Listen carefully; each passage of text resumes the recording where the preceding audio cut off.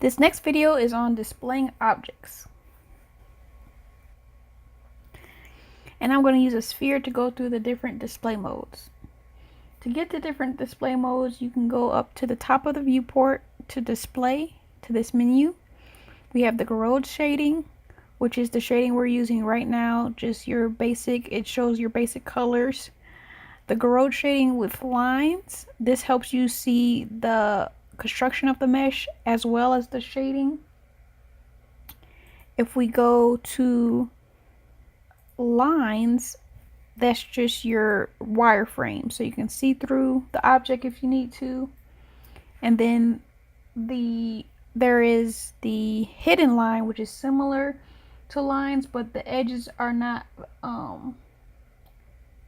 the edges that are not facing the camera are hidden, so it's like a basic shading, and then you get to see the wireframe. So those are the different display modes.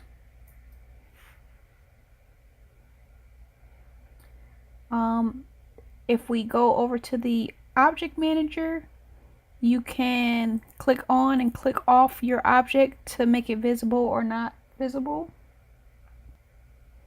This also works with any deformers or anything else in the object manager that has a check mark. You can always check off of it, check on. Another way to control your visibility of your objects is these traffic lights. So next to every object, there are two gray dots called traffic lights. The top controls the object in the viewport, and the bottom controls whether the object is rendered.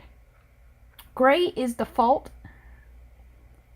Green means on, and red means off.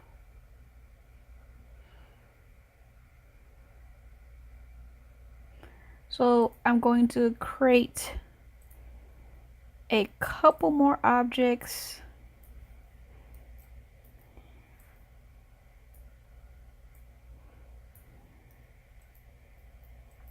So if I click on a traffic light and hold down the list, it will kind of bring this paintbrush up and it will apply it to all of the objects. So if I do it again, it turns all of the objects off.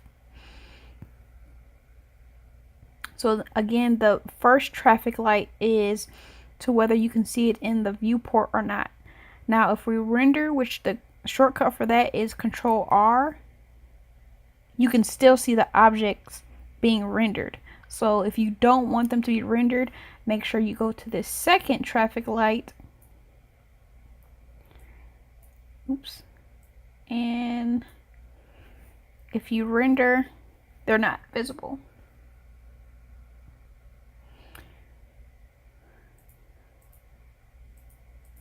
Now I'm going to create a null so that I can put these objects in a group. Now if you want to have this action be applied to the entire group, you can hold down Control and click, and it will apply it to everything that is a child of that top object.